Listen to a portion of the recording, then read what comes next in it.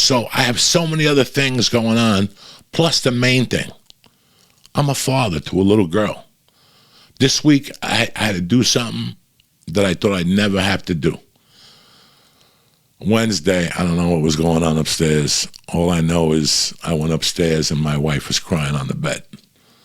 And I go, what happened? And she just went off on, that she cleans cat shit and all this other shit and nobody helps her. And, I try to help her as much as I can. But I think Mercy pushed her over the top. They had some type of conversation and Mercy said something to her. I don't know what happened. All I know is that my wife said, I got to leave. And she got in the car and left for a half hour. I went in there and I talked to Mercy. I didn't yell. I just asked her what happened. And I go, listen, you can't have these beefs with Mom. I go, now there was a party on Wednesday, a kid's party, that she wanted to go to. We punished her. And I made up 4 pages. Well, I will not argue with Mom anymore. I will not argue with Mom. So when she came home on the last day of school, she had to clean her bathroom, clean her bedroom, vacuum it. And I'll never forget, I had to go upstairs and bring her the 4 sheets and put them down. Guys, it was the most painful thing I ever did in my life. I had to leave. She took a punishment. She sat down. She wrote, I think on page 3, her mother said she had a little nervous breakdown because she thought that once she finished, she could go to the party. And her mother told her, no, you're grounded for the fucking day. Let me tell you something. That old cliche line, this is going to hurt you, this is going to hurt me more than it hurts you. It hurt me. I had to leave. I never thought I'd have to punish her for the day. I had to leave. But guess what? When I got home, I went in her room. I told her, you're done. It's over. And the most important thing is we will never, ever bring this up again. And this is what life should be like. You know what? 30 years ago, I did time. I didn't have to tell you, motherfuckers. I didn't have to tell you. I told you for a reason, because I wanted you to know the animal you were dealing with. I didn't want to hide nothing from you. I don't want you to come back in 10 years and go, you never told me you went to prison for kidnapping. I don't really like you anymore. I don't like doing business with criminals. No, my purpose wasn't that. My purpose was to let you know that, yes, I fucked up. But I paid my dues, and I became a fucking functioning member of society. That's what this podcast is about. Not for me to grill steaks and fucking show you the steaks I'm grilling or who I'm hanging out with or whose ass I'm kissing that week. If you notice, I don't kiss nobody's fucking ass. I don't even kiss my own fucking ass. I don't give a fuck.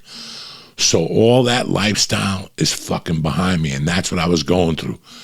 That's what all the anxiety was eating away at me, was that fucking, I'm back in a normal place, A, and B, I don't have to ever deal with that shit anymore. I'm not going to Austin. I'll probably go down there in September to promote The Sopranos if they let me. If not, that's fine too. Joe's still my brother. I don't care what, I don't care about Spotify or anything. Listen, they let me do ads for his show. They let our podcast go up on Spotify. I guess I got music on there or whatever. I got no beefs with anybody. I don't want to create no problems for anybody. If Joe says, come on down in September with David Chase or whatever, I'm down there. I'll get to see Bert. I don't know if I'll be performing yet. But for right now, man, I'm going to enjoy the summer. I'm going to be a fucking father. And it's rough. It really is rough. I had a war within myself. On this side, I had the Palestinians, and on this side, I had the Jews. And they were just throwing rocks at each other in my fucking brain. I was confused all day, so I had to make a fucking statement. And I remember I was at the gym one morning lifting, and I finished, and Jimmy Florentine was in there, and he was waiting for me. And I looked him right in the eye, and I came to a conclusion. I'm not doing fucking comedy right now. I'm going to do it when I'm fucking good and ready. I'm not letting anybody pressure me. I'm going to Guns N' Roses on the 11th of September.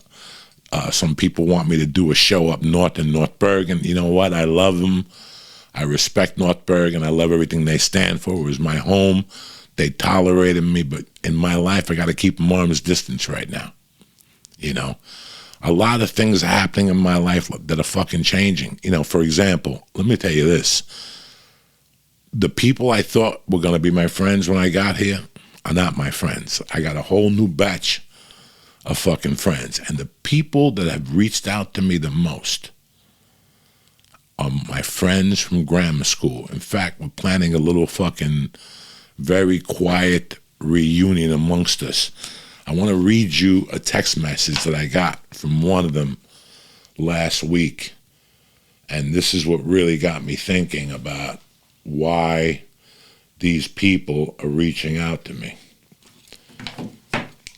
And now, these are the people that knew me when I wasn't a thief, when I wasn't a piece of shit, and when I wasn't on drugs. I smoked pot with these guys on Fridays, and we giggle, and we put Visine in our eyes, and put fucking, you know, Chateau No. 5, some shitty cologne or Aqua Velva on, so your mother wouldn't smell it.